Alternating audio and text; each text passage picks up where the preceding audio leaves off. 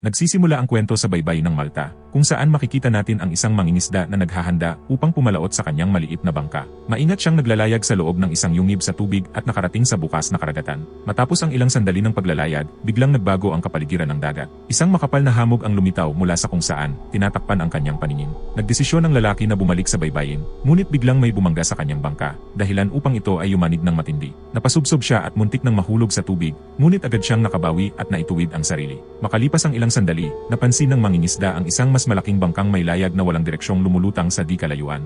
Habang papalapit siya, napansin niya ang pangalan nito, Aeolus. Paulit-ulit siyang sumigaw upang tawagin kung may taong sakay nito, ngunit walang sumagot. Sa kanyang pag-uusisa, napagpasyahan niyang siya sa atin ito. Bago siya tumalon papunta sa mas malaking bangka, ginamit niya ang isang lubid upang itali ang kanyang maliit na bangka rito. Pagpasok niya sa Aeolus, laking gulat niya nang makita niyang walang tao sa loob. Gayunpaman, may mga pangunahing pangangailangan tulad ng pagkain at tubig. Nakahanap din siya ng radyo at sinubukang makipag-ugnayan sa kung sino man, ngunit wala siyang natanggap na sagot. Matapos ang ilang sandali ng paggalugad, nagdesisyon ang mangingisda na umalis at bumalik sa deck. Ngunit laking gulat niya nang makita niyang nawala na ang kanyang maliit na bangka, kahit pa tiniyak niyang mahigpit itong nakatali. Dali-dali niyang kinuha ang binoculars upang hanapin ito, ngunit masyado pang makapal ang hamog at wala siyang makita. Maya-maya, unti-unting luminaw ang paligid, ngunit wala pa rin ang kanyang bangka. Sinubukan niyang paandarin ang makina ng Aeolus upang makalapit sa baybayin, ngunit hindi ito gumana. Wala siyang ideya kung saan patungo ang barko. Pagkatapos nito, bumaba siya sa ilalim ng deck at napansin ang isang pintuan ng banyo na biglang sumara ng mag-isa. Hindi niya ito masyadong pinag-isipan at muli niya itong binuksan. Nakakita siya ng isang mapa at sinubukang tukuyin ang kanyang lokasyon.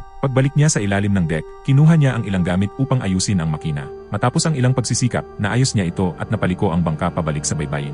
Bahagyang lumuwag ang kanyang pakiramdam sa pag-aakalang bumalik na ang kanyang swerte. Sinubukan niyang humingi ng tulong gamit ang radyo, ngunit wala pa ring tugon. Dahil sa inis, lumapit siya sa gilid ng bangka upang umihi sa dagat, ngunit biglang tinamaan siya ng isang bahagi ng layag, dahilan upang muntik siyang mahulog. Sa kabutihang palad, nahawakan niya ang railing at mabilis na nakabalik sa deck. Dahil kailangan pa rin niyang umihi, nagpunta siya sa banyo at doon ipinagpatuloy ito. Ngunit sa sandaling iyon, biglang sumara muli ang pinto ng mag-isa, dahilan upang siya ay malito. Inisip niyang baka ihip lang ng hangin, kaya hindi na niya ito pinansin. Matapos niyang umihi, sinubukan niyang lumabas, ngunit hindi na niya mabuksan ang pinto. Pinilit niyang buksan ito, ngunit tila ba nakalock ito mula sa labas. Kinuha niya ang isang barya mula sa kanyang bulsa at sinubukang ipihit ang lock, ngunit hindi ito gumana. Binuksan niya ang isang drawer sa likod ng salamin at laking gulat niya nang makakita ng mansa ng dugo sa loob. Sa kabila nito, hindi na niya ito masyadong inintindi at kinuha na lamang ang isang gunting upang subukang buksan ang pinto. Sa kasamaang palad, hindi pa rin siya nagtagumpay. Ilang sandali pa, may narinig siyang boses mula sa radyo sa labas na nagsasabing may paparating na cargo ship at kinakailangan niyang ilihis ang bangka upang maiwasan ang banggaan. Sa puntong ito, napansin niyang may maliit na bintana sa banyo. Binuksan niya ito at nakita niya ang isang malaking barko na papalapit sa kanyang kinalalagyan. Agad niyang sinubukang humingi ng saklolo. Iniabot ang kanyang kamay at inihagis ang kanyang damit palabas, ngunit hindi ito napansin ng sinuman. Sinubukan din niyang ilabas ang kanyang ulo, ngunit napakaliit ng bintana para makalusot siya. Makalipas ang ilang sandali, napansin niya ang isang lubid na nakabitin mula sa bintana ng banyo. Itinapon niya ito sa tubig at kalaunan ay napulupot ito sa propeller, dahilan upang bumagal ang pag-usad ng bangka at maiwasan ang banggaan. Sa kasamaang palad, napulupot din ang lubid sa kanyang liig at nagsimulang higpitan ito. Matapos ang matinding pakikibaka, nagawa niyang lumuwag ang lubid, ngunit nawalan siya ng malay at bumagsak sa sahig ng banyo.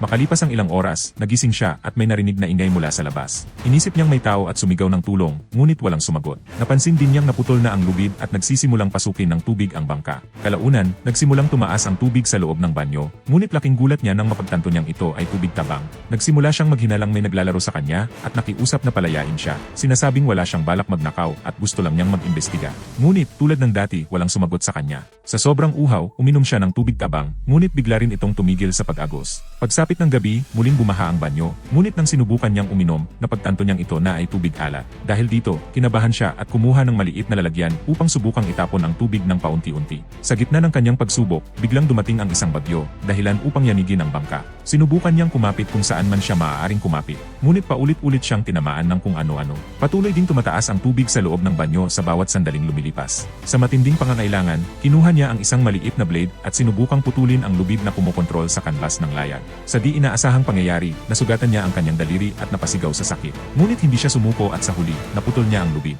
Sa pagbaba ng kanvas, huminto na rin ang paggalaw ng bangka, na nagbigay sa kanya ng kaunting ginhawa. Nang isara niya ang bintana, sumiksik siya sa lababo upang maiwasan ang pagkalunod sumunod bago siya makatulog. Kinabukasan, nagising ang mangingisda at natuklasan niyang umabot na ang tubig sa kanyang leg at buong katawan niya ay nanlalamig. Wala na siyang magawa kaya sinubukan niyang sipain muli ang pinto, ngunit hindi ito gumalaw. Nawalan na siya ng pag-asa at naniwala na mamamatay siya doon. Ngunit makalipas ang ilang sandali, bigla siyang nakarinig ng tunog ng pag-click at nang lapitan niya ang pinto, nakita niyang bukas na ito. Naniwala ang lalaki na may taong sadyang nagpapahirap sa kanya, kaya lumingali na siya sa paligid, ngunit wala siyang nakita. Pumunta siya sa deck at natagpuan ang maraming buoy. Alam niyang lulubog ang bangka anumang sandali dahil sa tagas, kaya naisipan niyang gumawa ng plano. Itinali niya ang mga buoy sa isa sa mga sirang pinto na kanyang natagpuan at naghanda ng pansamantalang bangka. Ilang saglit pa, inilagay niya ang raft sa tubig at sumampa rito. Lumayo siya ng kaunti at naghintay na lumubog ang Aeolus, ngunit hindi ito nangyari. Matapos ang matagal na paghihintay, napagtanto niyang hindi ito lulubog, kaya bumalik siya sa bangka. Pagkatapos nito, inayos ng mangingisda ang taga sa barko upang hindi na makapasok ang tubig.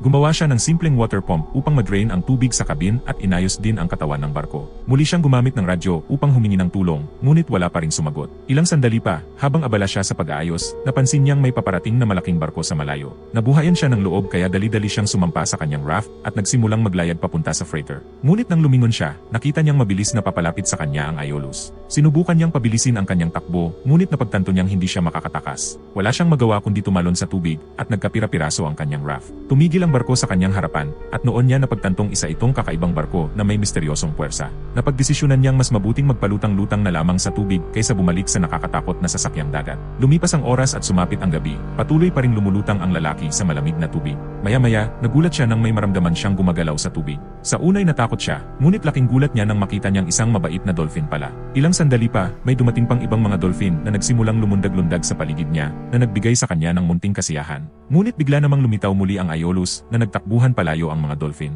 Labis itong ikinadismaya ng mangingisda, kaya napasigaw siya, pinapakiusapan ang mga dolphin na huwag siyang iwan. Naramdaman niyang naangatog siya sa lamig, kaya napilitan siyang bumalik sa barko. Pagkatapos nito, dumiretso siya sa kama, nagtaklob ng kumot at nakatulog. Kinabukasan, nagising ang mangingisda na lubhang nanghihina at wala ng lakas. Sumilip siya sa labas at napansing mabilis na kumikilos ang barko. Sinubukan niyang lumabas, ngunit natuklasan niyang nakalock ang pinto papunta sa deck.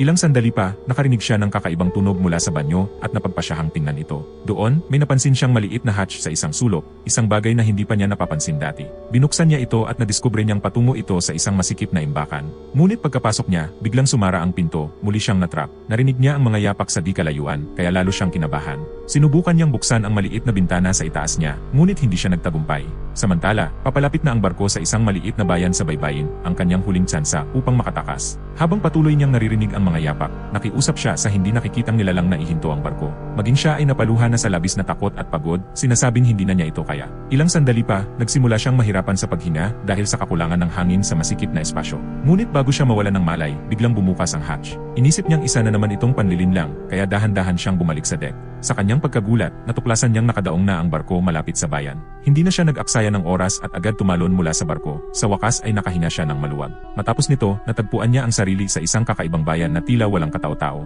Napulot niya ang isang bakal at sinimulang maghanap ng kung sinong may kagagawa ng lahat ng ito. Ngunit ang tanging natagpuan niya ay mga lumang gusali na unti-unting bumabagsak. Walang bakas ng kahit sinong tao, ngunit may ilan pang barko na nakadaong sa daungan. Ilang sandali pa, may narinig siyang ingay sa di kalayuan at napansing tila naghahanda ng umalis ang Aeolus. Sinundan niya ito upang alamin kung saan ito pupunta.